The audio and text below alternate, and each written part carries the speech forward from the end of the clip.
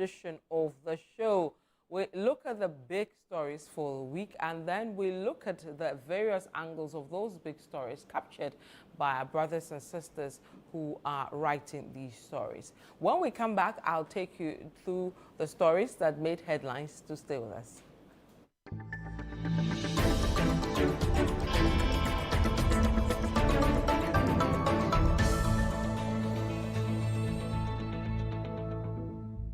Yeah, welcome back to What the Papers Say. I am Vivian Lokko. So let's start with the big stories for the week. Of course, the decongestion exercise currently ongoing in the Greater Accra region has made a lot of news this week. Let's see what the issues are and what has been captured by the various media outlets. I'll start with citynewsroom.com. They say Accra decongestion exercise, just a 9-day wonder. This is Zato speaking. Channel 1 says Accra Mayor decongestion exercise here to stay. So those are two stories along the lines of the decongestion exercise. Now, over the weekend on Sunday, there was some nearly 3-hour downpour, which led to serious floods across certain parts of the Greater Accra region and the Central region, around Kaswa to be specific. What are the issues from that development? Let's start with the Ghanaian Times. They say flood hit Accra again, 4 die, 3,000 houses affected, cars swept away. Citynewsroom.com, Accra floods again following near 3-hour downpour. Then Channel 1 says 500 residents displaced following flooding in Kaswa. So those are some of the unfortunate developments around that rain on Sunday. Move away from that, we'll go to the suspension of the Chief Justice. As this story has been running for quite a number of weeks, and it appears it won't go away even after the case is finally determined. So let's see where we are and what has been captured. We'll take you to Daily Guide. They say CJ Tokonu sues government over suspension, wants 2 judges restrained. Channel 1 says CJ Tokonu files Supreme Court injunction to halt presidential committee inquiry. And then finally on City Newsroom, Godfred Dami, Chief Justice removal probe must be public. So those are some stories around that running story. We'll move away from that and we'll go to the story of the street beggars and hawkers, where quite a number of street beggars were cleared off the streets. It's led to some developments and some matters. So let's see what the issue is now. I'll take you to Daily Graphic. They say removal of beggars. GIS repatriates 925 people. Arrests put on hold for lack of space. And then City Newsroom, Child Rights International urges GIS to disclose treatment of foreign street beggars. So those are some of the stories around that. Finally, we'll take you to the thank you tour of Dr. Bawumia, where he has been apologizing to members of the New Patriotic Party over the party's failure to win the last election. So let's see what he has been saying. Daily Guide says Bawumia apologizes over 2024 defeat. And then City Newsroom says, we got many things wrong. Please forgive us. Bawumia begs Ghanaians. So those are some of the big stories for the week. When I come back, I'll introduce my guest. Stay with us.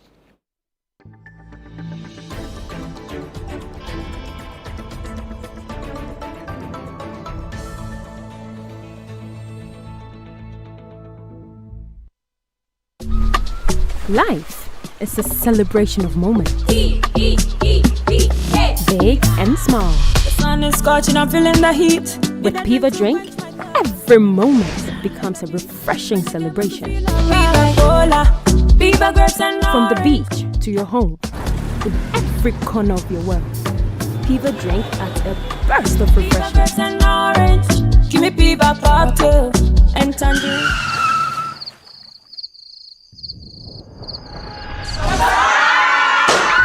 Celebrate every moment with Piva Drink. Refreshment for every occasion. Piva Drink, A taste you will love. P for Piva. This advert is FDA approved. Calling all farmers, agribusinesses, and innovators, this is your chance to shine. Channel 1 TV invites you to exhibit at AgriFair 2025, one of Ghana's largest agricultural exhibitions. From Friday 20th to Sunday the 22nd of June, the A4 Sutherland Children's Park in Accra will come alive with the very best from Ghana's agribusiness sector. Are you a farmer with fresh produce of any kind? Be it crops, livestock or poultry, fisheries or aquaculture, or you're a supplier of agro inputs and processing machinery? This is your platform to connect with the world. AgriFair 2025 is more than an exhibition. Showcase your fresh produce, share your expertise and experience, and grow your business. So, to all farmers with fresh produce, livestock or poultry, fisheries or aquaculture products, come, sell, network, and expand your business. AgriFair 2025, where culture meets innovation. Register now to secure your spot. Call us on 0205 973 973. Come one, come all. Enjoy the freshest farm produce at unbeatable prices. And treat yourself to sizzling kebabs made from beef, mutton, pork, chicken, and more. Great taste, great value. Don't miss out. The AgriFair 2025 is powered by Channel 1 TV with support from 97.3 CDFM and is proudly sponsored by Exim Bank, Legacy Crop Improvement Center, and Development Bank Ghana.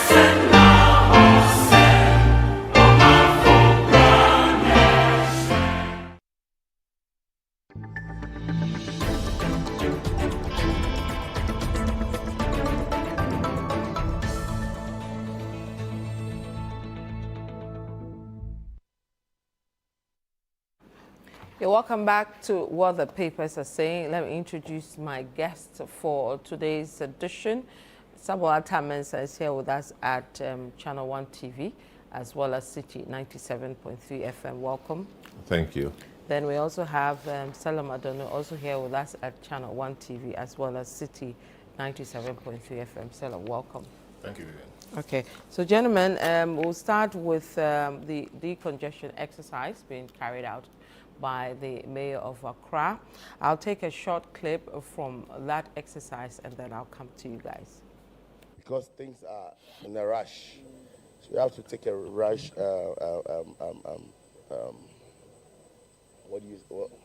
Decision. Yes, but I know this will help them for the meantime. But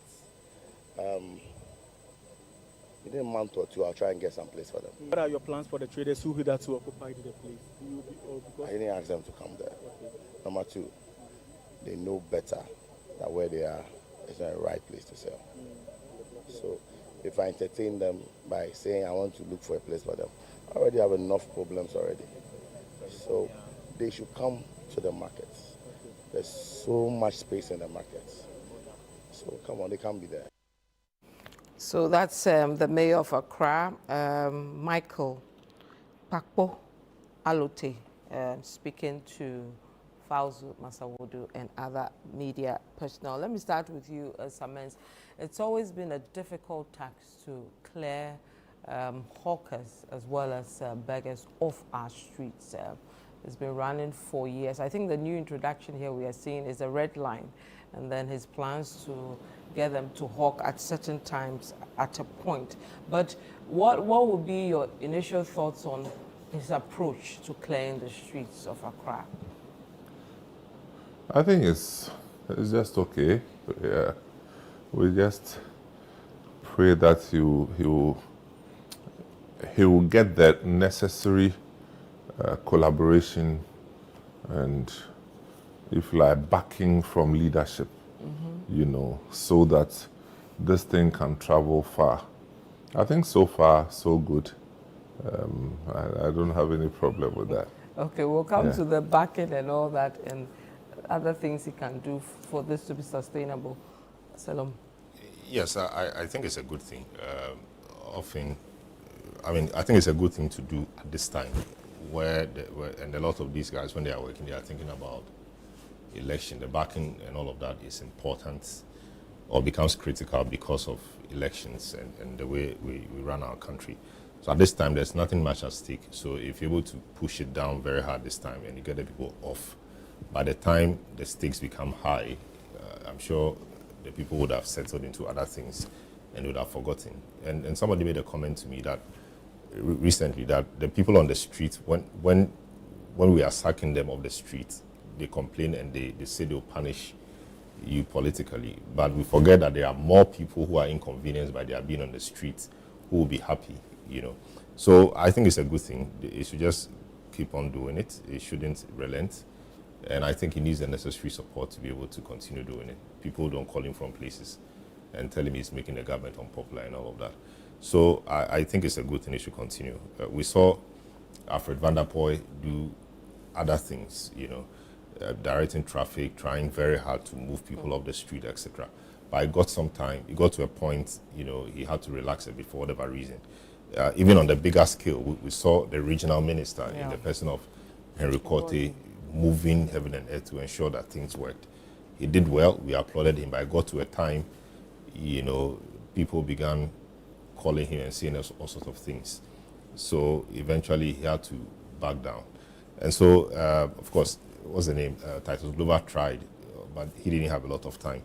So this mayor, Michael Bakpo-Alote, I really hope that he has enough firepower to go to the end and he has enough support from the minister, the regional minister, the local government minister, and way to the top. It's the way to go. We can't have our cities congested. Traders cannot take over our pavements. When you want to move, you cannot move because of indiscipline. I think it's a good thing and we must commend him. Okay. How does he maneuver, especially when... That was a big trouble. We've seen, like Salam said, a whole Greater Accra minister struggled to get to the end of it. We've seen so many people try. They have the goodwill, but it hits at certain people and they push them aside. How does he maneuver his way this time? I think that, okay, so let's take a look at it this way. It's curious how Salom makes reference to Titus Glover, makes reference to Henry Korte, and does not even mention the AMA boss at the time. Kwachu. Elizabeth Saki. Yeah. And not many people make reference to her within this context. Okay? So what I'm saying is that when we move into the assembly, is a defined space, which is not the same as the footprint of the Greater Accra regional minister. I mean, he did try to sort it out at the regional level. This Michael Bakpo-Alote is younger, has energy, and has started on the right note. Henry Korte, try as he did, was undermined seriously by some of his own people. They called him names to the extent that he didn't even have money to execute his mission. And that's a matter of fact. Okay, now Michael, the new AMA boss, actually, while trying to resolve the issue, is pointing to the fact that it says, look, there are spaces inside the market, so I'd like you to move there. But that's where we should stop and ask ourselves questions. You know, there may be spaces inside the market, but may not be accessible. Okay.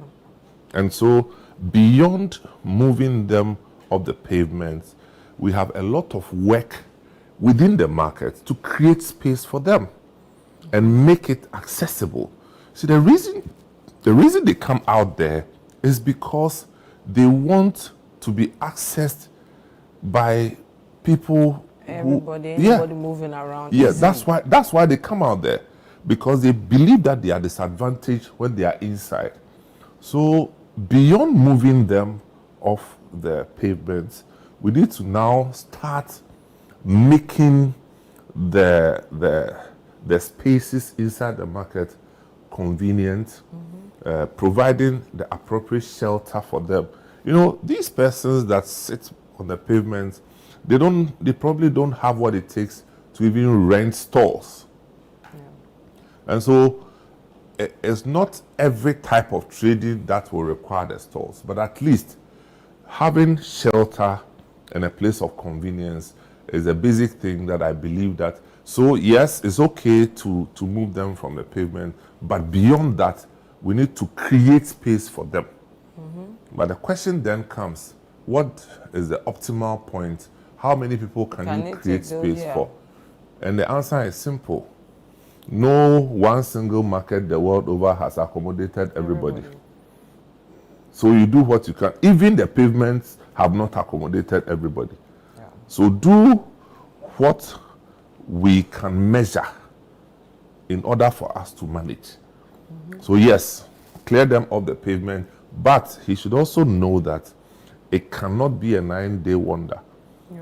He should understand that he's going the long haul. When he leaves, the people will come back. And they'll keep coming back for the longest time because it's not a professional business, it's a survival business. They come there just to look for their daily bread. It's a daily bread affair. So that's why you leave, they come back. Otherwise, they will go hungry. So whereas we are looking at making what do you call it? Clearing the pavements and all that, we also have an extra duty of making sure that they survive. Oh yeah, we have to make sure. So it's not over and done with because you cleared them. It is when you have settled them. I mean, look, some people were moved from the Onion, the Agboblosi place, to the, and then beginning when they said they were being taken to the Onion market, they said no. Today, look at what they have even built communities to the Onion market. Some people are smoking weed there. It means they are comfortable there. Yes, so I'm just saying that you get all these resistance, but you need to keep going. Okay, kind of long haul. Can you do it? Yes, it's surely the long haul. He needs support. I recall when former President Kufuor built a pedestrian market at Seko. Very nice place, good intention, but it got to a point, you enter the market, you realize that the stores are empty. Everybody else is in front because that's what the market is. People from Seko going and people from the other side going back and forth. They buy the thing. People buy things that way, so they accost you. They try to convince you to buy stuff. So what happened was that those in the market were not getting markets, and those who were at the entrance or outside or at the mouth of the market were those getting people to buy their stuff. So eventually, almost everybody there moved, outside, and the problem became the same. So when we do a thing like that, we have to ensure that the people stay in the market. You have to find a way of getting the people in the market. You have to find a way of discouraging people from stopping to buy stuff, which means that we need to deploy the city guards. They have to be on guard every time, especially during rush hours, so that people don't stop there beyond 30 seconds to talk to people or to ask for things. If we don't do that, we may build a very beautiful pedestrian market, but nothing will happen, And yeah, like Samen said, it's a survival game. People want to survive. That's why they're on the street. I'm not sure anybody really is on the street because the person just wants to. It's difficult being on the street. You are in the sun chasing cars. Sometimes I wonder how much people get. Ice water sellers running after cars, here and there. Once in a while, their wares, fall to the ground and they lose everything. Selling water for 50 pesos, etc. And even with that, they have to go account to their principals, and so they share the profit. Very little they get, but they have to survive. So I think this should dovetail into a bigger or a broader discussion about how we can assist people like that. So I think government needs to come up with a way of helping people. Of course, I know there were a few things started in the last regime in respect of KIAs, so build shelters for them, try to get them to learn trades, etc. That is the way to go. And I hope the new programs being introduced will be attractive to them so that they can also leave the streets and get a trade or get some vocation on their own. I hear about the Ijumara and all of that, and I understand they'll be paying them some stipends at the end of the month. That should help them at least focus on the job, because at least what they will eat somewhat should be catered for. That is the only way we can get them off the street. If you get them off the street, but you don't put in place anything to make them active economically or viable, or be able to afford food and the necessities of life, you would have done nothing, because they'll find other ways of getting to other places. So I think a more sustainable way is to get government to deepen social protection initiatives to ensure that a lot of these people are captured in these safety nets, so that being on the streets in itself will be a disincentive. They won't want to go there because there would have been other more attractive and sustainable things to do. That is, for me, the only way to do it. Running around and all, it's not the way to go. Sometimes they are knocked down by cars, etc., but they keep going because they have to survive. So yeah, it's a good thing the AMA boss is doing, but that cannot stand alone. That should be complemented by other initiatives by government, so that when they are moved off the streets, they don't go hungry. If they go hungry, they will indulge in other social vices, and we don't want that. So I think it should be a multi-pronged approach to get people off the street and get them something meaningful to do. So I think, let me add this. I heard the regional minister talk about fining some people 2,000 cedis and all, you know. I don't know what the law says, but I'm not so sure if the law doesn't prescribe it, I don't know how you are going to enforce it. Can't you make it like a bylaw or something? Bylaws, a bylaw, bylaws by assemblies. No, I'm saying that if the bylaw does not exist already, you can't just wake up and say you are charging people for disobeying. Yeah, so what they can do is they can enact the bylaws now. Well, it has to be there done before you do it. Yeah. So if there are no bylaws, then it will be in a vacuum. You can't do that, unless, of course, I've not seen the bylaws of all the assemblies, but unless, of course, they want to do that now. But I'm sure our laws are very good. I'm sure that there are laws around. So, for example, there's not a single bylaw that requires that somebody pays 2,000. No, 2,000 is excessive. That's what I'm saying. How much do they even get? It's just. I think the whole idea is to prohibit people from doing that. But I am thinking that, look, whereas we look at that, we should also provide a disincentive for people who choose to patronize those hawkers on the streets, on the pavement. Because you are dealing with those who are selling. Those who are buying, we have to deal with them. You understand? If that's to make it more holistic, you have to deal with those who are buying from the pavement. And then thirdly, we also need to introduce physical infrastructural measures that will prevent the people from using the pavement. That's how it's done. You don't just instruct and advise them not to go. Make it difficult for them to use the place. You see how they have done the circle. Yeah, but they put No, hang on. Thing on it. You see how they've done that. You see that one or two people try to do that. It's so inconvenient. That's why the place is not crowded. If you grew up seeing circle of the day, that space would have been swamped by people. People will be sleeping everywhere. So I'm just saying that make it physically difficult for people to even use it. That's how it's done everywhere. So you tackle the issue from all angles. That you don't hanging. But I think so far the signal that we are getting is positive. We just have to look at the humanitarian aspect. And then the one who said he will slap the people, the Kumasi guy, he should be learning from Michael Papualote so that you don't go and slap anybody. So far, he hasn't slapped. But he's gone quiet. Is he doing it? He's also getting them off as well. So the backlash from the attempted slap has put the man to sleep. His guys have been going around trying to get the work done, but he hasn't been showing himself so much. So, but he told us he used to go to I was solo. It's a lot of exuberance. I know, right?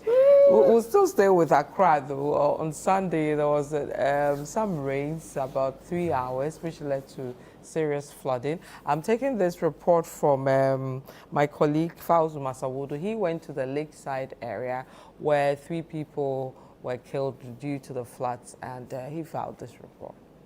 In the midst of the devastation is the emotional story of Francisca, a resident of Lakeside who narrowly survived the previous day's floods. Though she was rescued, Francisca is visibly shaken and in need of urgent medical attention. Took my daughter to the kitchen. We have to hang by the window kitchen. But the pressure was coming more, so I had no choice than to leave her there and push myself into the water to break the ceiling. Yeah, so the time I came back, I had to carry her on my back. We fell into the water twice before I was able to push her into the ceiling. The damage is widespread. Nearly every household and commercial space has been severely impacted, leaving residents in deep distress and counting their losses. I'm going through a lot of pains. Which part of your body? My whole part of the body, because I can't swim. So the water was to this level, so I have to stand on my tippy toe to be able to push my daughter into the ceiling. So my hand, and the time I was in the water, I had to hold on to the steel. So this place, I'm in pains. We never said this before. The water just came and entered the room, and we make quickly take the children out. As this place to have a children like orphanage, Jesus Came Foundation. So we take the children out. Since then, we can't sleep in the house. From yesterday, we are suffering. All our things, our papers, and even my mobile phone has gone. By if you know, I saw a massive block a got and I know so count, and also high. Yet you say, I am a cry, best a cry. The say, Minim say, be a baby, change, and I said, Other affected areas such as New Legon, Nana Chrome, and Lakeside Community 5 paint an equally bleak picture. In Community 5, a resident reportedly drowned, further highlighting the deadly impact of the floods. As the rain started, there was flood here, and the guys they are sitting on the fence wall. So as the water plenty, they are afraid. So all of them jump into the water. And the two try bath and then escape. And the other one couldn't make it. Member of Parliament for Denton, Mohammed Adamu Ramadan, called for an end to the politicization of Ghana's flooding challenges. He emphasized the urgent need for unified, decisive national response. Every decision has consequences. Every decision has its own collateral damage. But I think that we're in the first year.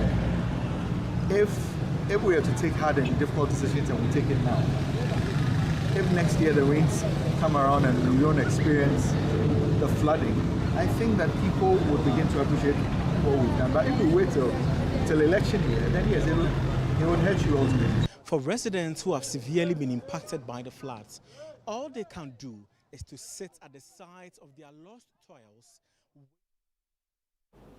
So that's Fauzu Masawodo with that report. The rains are in, and as usual, the flood starts, and it's the same story. It's actually a broken record. I mean, it happens every year. I recall, was it 2-3 years ago? There was a foreigner, I think a guy on Facebook or social media who said he could bet that it will happen again and people will die and all of that, nothing will change. And I think it's right. Every year we see this happening, and it doesn't appear that we are interested in solving the problem. I blame this squarely on failure of leadership over the years. The assemblies especially, I mean, they've gone to sleep. Very well, thought out structure of the assembly, but human beings have conspire to make it useless. So when you go to the assembly, there are all kinds of people, the fiscal planning people, engineers, etc. Their job is to ensure that our spaces are planned properly, where there are supposed to be waterways, there are waterways, people don't build on waterways, etc. But these guys have gone to sleep for some reason, and people do things anyhow. They build indiscriminately where there is supposed to be a road, nobody cares, they just side buildings there, and nobody is able to tell them anything. And they leave them there, and it rains, and the rains have nowhere to pass. So the rains flood the place, and then people die. I think it's sad that every year we keep having this, and it's been so for decades. I wonder what else we can do, given how our spaces have become. I was driving around the lakeside Ashalabucho area early in the morning, 2 days ago or 3 days ago, and there's a huge gutter there. There was so much traffic. I was wondering why there was traffic at the time. The gutter had overflowed and had poured debris on the road, and it became so difficult for cars to pass. And there was so much traffic. You know, when you get there, you realize that there were all sorts of things on the road, you know, but there were buildings around the gutter. So you could see that the gutter itself perhaps was not big enough because people had encroached, you know, upon its banks. And so the water had no place really to go. We have to find a way around this. And sometimes it comes with very drastic measures. We have to find a way of allowing waterways to be free. If you don't do that, water will always find its level. Water will always go where it has to go. If it means breaking houses or walls, water will do that. If it means flooding and all of that, it will happen. You know, people being in their homes and they get flooded to the chest level, etc. I think it's scary. But the drastic way is to clear these buildings off the waterway. Yes. Which is something we are struggling to do. Yeah, so we'll keep going through this. People will keep dying, and it's not as if we are learning from it. If the case is that even what is destroyed, we preserve what is left, at least we can work with that. But it's been destroyed, and we are still destroying it and even worsening it. So I wonder where we're going with this. I was hoping that this time around, because there's been some committee or task force set up to deal with floods, etc., we will see, you know, things a bit differently. But it does appear the story is the same. I mean, it's. So the committee went round prior to the rain setting in, and at a point they even went round with the president himself, who even instructed that certain places the building should be cleared off the waterways. That hasn't been done. The rains have started. No, I mean, I honestly, I didn't understand the mandate of the committee. I honestly did not understand the whole setting up of the committee. Committee for what? Committee to do what, with which money, to where you have the Ministry of Works and Housing there. You have functional ministries that are technically responsible for these things. You set up a committee to do what? To tell you that when it rains, the place will be flooded, or we didn't know about that. I mean, look, nothing will change. As for this flooding thing, anytime it rains, in the volumes that we have seen in the last couple of days, Accra will be flooded. I'm telling you, and it will get worse. It will get worse not because the political class don't mean well, not that. It's because we have sat down and bastardized our spaces, blocked our waterways in a reckless manner over years, repeatedly, increasingly, where we knew that there were physical streams and water bodies. We have padded the place with red earth, and we have built on waterways. And we see these things happen all the time. And these are people building in waterways with license from the assemblies. The people who give them license are still giving more licenses. Nothing has been done to them. And we wake up one day and we are praying that the flooding will stop. What deceit is that? Nothing will stop. It won't stop. The flooding will keep coming because we have done nothing to reverse the trend. Look, when you are coming into Accra, once you from Kaswa and you are entering the Wager, you see the hills there. Have you seen the buildings there? We thought that 5 years ago, when people started shouting about the whole population growing there, something will stop. Nothing stopped. Between then and now, it's increased maybe about 200-300%. So why are we thinking that when it rains, the roads will not be flooded. And then when the roads get flooded, politicians will go and do press conference and speak English and then say that we are praying that the rains there, they will come, the floods will come. Unfortunately, innocent people are losing their lives because we have failed to act. We have failed. Look, Selo, I am saying that even if we chose to give the work to 48 engineers, because it's a national security, it's a major national security issue that we can't play around it with. It rains and there's chaos. It rains, there's trouble. Look at this one. People died. People lost their lives. And we are not interested in the statistics. We don't want to know about statistics. We want to know what we are doing as a country to avert this situation. It's not that let's hope that let's hope that when it rains, it doesn't get flooded. When it rains, it will get flooded because we have set the stage for flooding to happen. And there are people in government offices, in assemblies, who are perpetuating this issue and with careless abandon. They don't care. What can we do to correct this? We have to punish the people who are giving out licenses. We have to call them to order, punish them. Because if they can do and nothing will happen to them, why won't they do it? Ramsar sites, people are building there. And then when we have to stop them, somebody says, no, it's human rights. Which human rights? The people who can do this human rights because some white man is sitting somewhere paying them, the person doing the work, he knows that what he's doing is bad.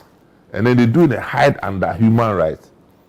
Well, we are just media people. I think so. Yeah, so it's getting worse because the situation, the causal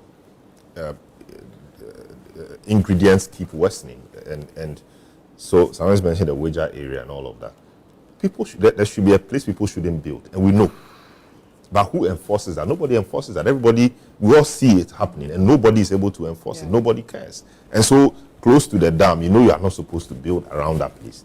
We will still go and build there. So when things happen and the water has no place to pass, and it floods your house, and the whole area is flooded, then we are back to zero. And now government will have to come in to assist. So it's like a cycle.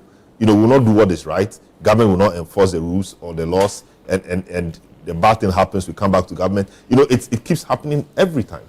So I think we should mark out, we know the places. Let's mark or map those places out, at least the little ones left.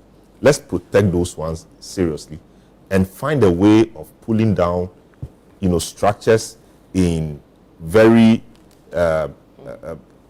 key areas, at least to you may not be able to pull down all the houses, but let's just zone the places where it's important to pull them down. Let's put them down. If we don't do so, a few people may cause the whole city to drown. And if that's what we're looking for, that's fine. But I don't think it's useful or it's prudent to let a few, rascals to cause the drowning of the whole city. It shouldn't happen. In the first, they were not supposed to build there. We allowed them to build there. And I'm sure they knew, but they thought nobody would do anything to them. They thought they could fill the place, and so that's fine. And they built. We didn't see. I don't even understand this whole thing. This permit granting regime. People come, give them permits. You not give them permits. Go inspect the place and do what is right. Give them permit or not. You won't do it. Somebody who wants to build will have his application at the assembly for years. And now the trick is that if you go there, they won't mind you, or your application will rot there. But you go and start building. If you start building, at some point they will let you pay penalty, and then that's it. You continue. What kind of people are we?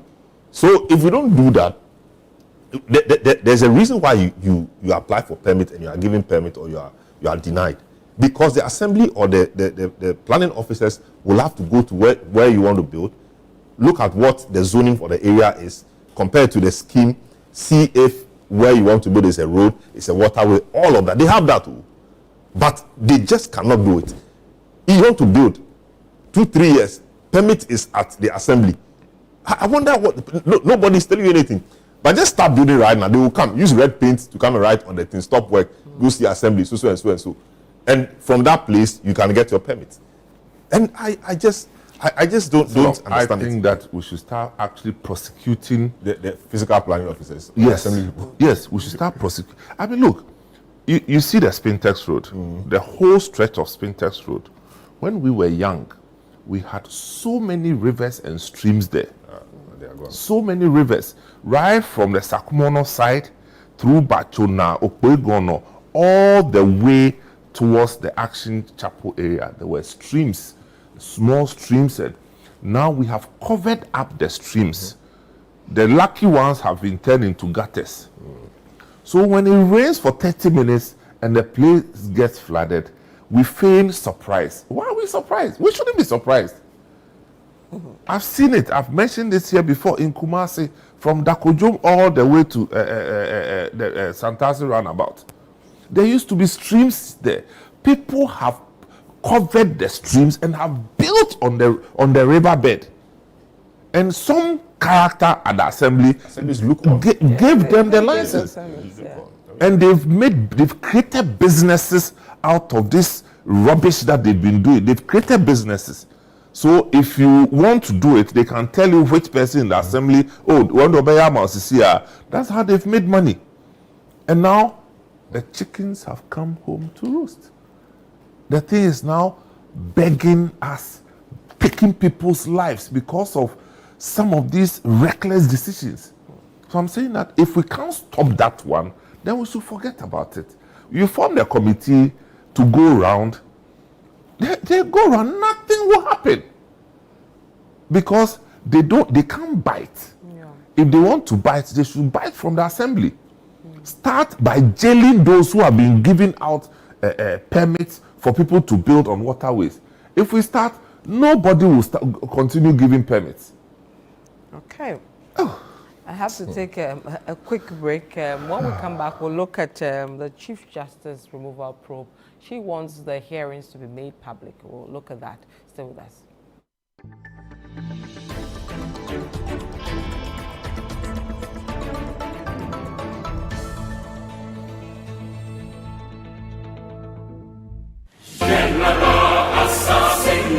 Calling all farmers, agribusinesses, and innovators, this is your chance to shine. Channel 1 TV invites you to exhibit at AgriFair 2025, one of Ghana's largest agriculture exhibitions. From Friday 20th to Sunday the 22nd of June, the A4 Sutherland Children's Park in Accra will come alive with the very best from Ghana's agribusiness sector. Are you a farmer with fresh produce of any kind? Be it crops, livestock or poultry, fisheries or aquaculture, or you're a supplier of agro inputs and processing machinery? This is your platform to connect with the world. AgriFair 2025 is more than an exhibition. Showcase your fresh produce, share your expertise and experience, and grow your business. So, to all farmers with fresh produce, livestock or poultry, fisheries or aquaculture products, come, sell, network, and expand your business. AgriFair 2025, where culture meets innovation. Register now to secure your spot. Call us on 0205 973 973. Come one, come all. Enjoy the freshest farm produce at unbeatable prices. And treat yourself to sizzling kebabs made from beef, mutton, pork, chicken, and more. Great taste, great value. Don't miss out. The AgriFair 2025 is powered by Channel 1 TV with support from 97.3 CDFM and is proudly sponsored by Exim Bank, Legacy Crop Improvement Center, and Development Bank Ghana.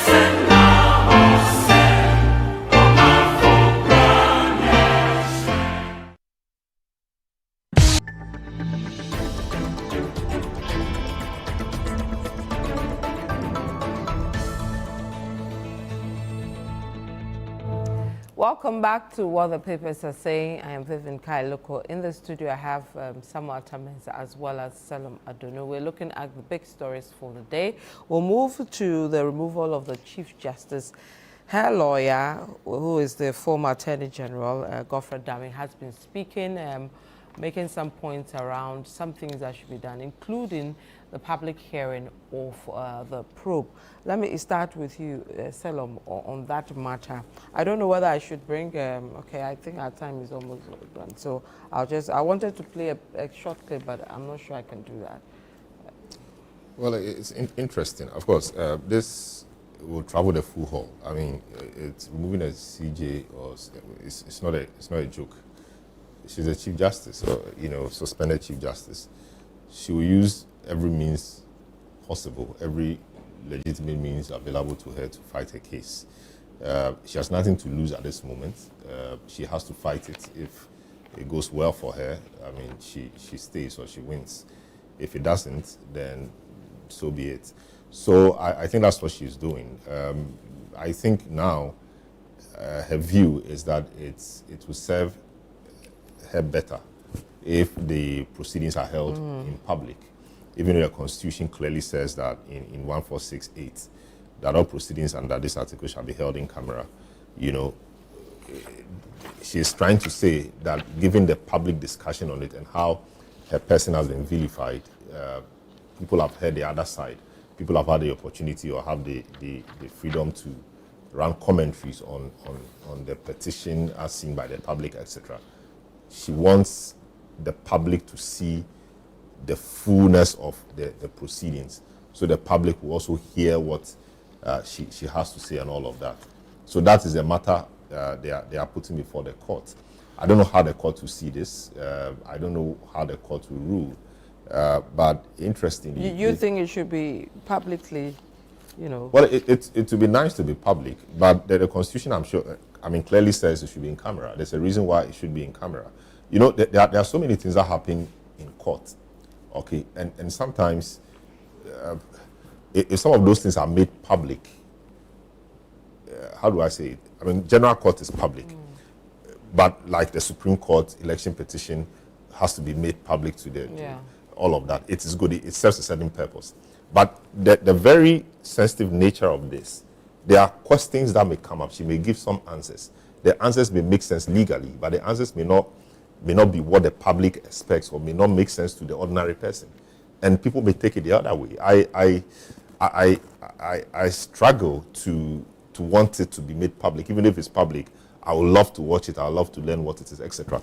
But for the integrity of the process and for the preservation of maybe the integrity of the persons involved, I don't think it should be made public, because there's a reason why the Constitution clearly says it shouldn't be made public. There are many questions that will be asked in cross-examination. Some of those questions, the answers may be given, but if it's public, the questions will be more important than the answer.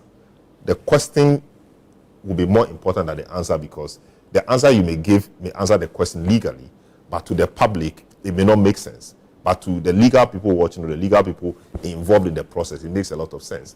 So I don't know why she wants this open. Maybe she wants people to hear her side of the story. I would love to see it. She doesn't trust the system if it's not made public. But if it's made public, what happens? We will all judge based on what happens. We will take a decision on whether for or against, rather than keeping it under wraps and then telling us what happened. Let me pick some Mrs. thoughts on that, whether you think it should be publicly. Well, I think that they should look at what is possible. I'm not a lawyer. I don't understand the whole thing about law. But I think that as a media person, I would want it to be public so we can cover, because we love the drama that is associated with these things. It gives us and all that. So we will love it from the media side. On the other hand, listening to Godfrey Dame, I think she also believes that, look, what's supposed to be sacred or what's supposed to be managed, if you like, in secrecy is already out there anyway. And he actually points fingers at senior government officials running commentary on the issue, and it's out there already. So what again is there to be hidden? It's time for me to also tell them what I have to say. Why is it that on this occasion we insist that it should be secret? when the people were running the commentary before, didn't they know that this particular process should be secret? Yeah. Or that is not part of the real issue. So I think that I can understand why because see, she's the Chief Justice of the Republic of Ghana. She's not an ordinary person. So she also has a good understanding of what the Constitution says. Yeah. So that notwithstanding, she's requesting that this one be made public. She probably has, she knows one or two things that all of us here will not know. And she's daring the system that, yes, I am the one on trial. Is that the correct? Yeah. I'm the one on trial, but I'm daring you that make it public so that everybody will hear my side. I don't want my side of the story to be told by you again. Yeah. It has to be told by myself. So if it's possible, why not? All right. Now, she also wants certain people off the case. Justice Gabriel Scott Palmer, she says he previously ruled in favor of one of the petitioners, and then she believes this creates bias and wants him removed. And then also there's Justice Samuel Kwame Asiedu. She says that he's already sat on a Supreme Court panel related to her case, and she also thinks he'll be biased and wants him qualified. And then there's the likes of Domlevo and then Gisa as well, questioning their qualifications. Daniel Domlevo, of course, former Auditor General, Major Flora Dalogo, is that the correct pronunciation? Yeah, and then Professor James Sefa Gisa. She believes they do not meet constitutional standards and wants them removed. Shalom. These are interesting. Yeah, so I mean, in effect, everybody on that committee exactly must the point. go. It's a difficult thing to say. You know, so the point about Justice Poaman, you know, having sat. The question is the matters that they sat on. Are they similar matters or just because of the person? If they are similar matters, some of which have come to the committee, then yes, there could be some merit in that. And in the case of Justice Asiedu, I mean, and all the things that they have said, then if that's the case, nobody really is qualified to be on the panel. These things come up every now and then. We've seen many instances where even in the courts, a lawyer may say this judge shouldn't be on the matter. In fact, in recent times there was a matter, and I think Lawyer Sorry wanted Justice Jaiwu to be off the panel because he said he was political. He was the MPP candidate for one of the whole constituencies, so he shouldn't be on the panel. It was ruled that no, the matter we are looking at is not a party matter. So you don't. So you see, the same way it was dealt with in law because that's law, but the ordinary man may not appreciate it. It's the same way this will be dealt with, you know. And so it's again, she has to put all her arsenals out there because now it's like she has to fight for herself and fight for her life. That's what she's doing. You know, if she wins, good. If she doesn't, well, then she goes. She won't. I'm sure she doesn't want to sit someday and say, oh, I should have, or I could have fought this better, or I could have done this. So she's putting all her arsenals out there. You know, what can come, as we say. So that's what I think. Let's only hope that the process is fair. Let's accord her the necessary courtesies and rights she needs to fight her case. That is the beauty of democracy. She didn't go anywhere. She went to the same Supreme Court. She went to the same court to deal with the matters. And, you know, it's an interesting thing that stands up to me is this whole application for injunction. You know, and normally we say that when an application for injunction is filed, the process that we are seeking to injunct must at least stop until the determination of the application. But you see, that's one of the problems we've had. This particular thing, there are two schools of thought. One school thinks the other way, another thinks this other way. This has been, quote unquote, abused. We've seen this in the past, in the recent case of the NDC and the Electoral Commission. When NDC had issues with the limited registration exercise, they filed a writ and filed an application for injunction. Nothing happened. EC went ahead did the limited registration exercise before the Supreme Court set a date for the application of the injunction. You now set the date after the thing has been done, finished, dusted, they've cleaned their mouth. You have now set a date for the hearing of the injunction application. That is not correct. So the thing was filed, but they went ahead and did it, and nothing happened to them.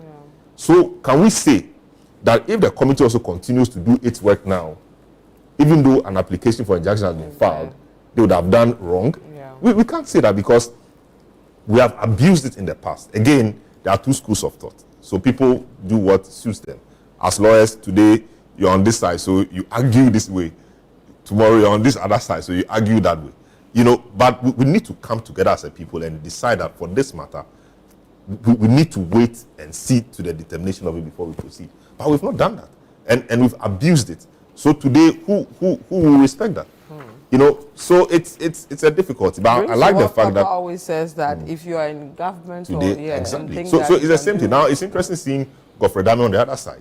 Is the one now, pushing against the storm. It's a difficult thing, pushing against the storm. You get a 4-1, you get a 4-1, you get a this and that. It's interesting. But I really wish the Chief Justice well.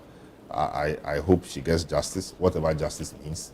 If justice means she's removed, fine. If justice means she's brought back, great. We are building a democracy, and we should be able to do it so that many people, right-thinking people, reasonable people will see that indeed the process was fair. If the process is removing her, if removing her is fair, let's remove her. If not removing her is fair, let her remain the Chief Justice. Okay. So, Miss, I don't know whether you want to comment on the people she wants off the committee. No. I have no understanding of those details. That's what you always say, but when you start speaking, then let me restate it. I wouldn't want to go there, because it's a difficult one for her, and we just hope that, as Salom said, justice will be served and fairness will rule on all sides. All right. Thank you very much, gentlemen. Samoa Tamenta, as well as Salom Adoni. And thank you, too, for joining us. We'll see you again next time. I am Vivian Lokko. Bye-bye.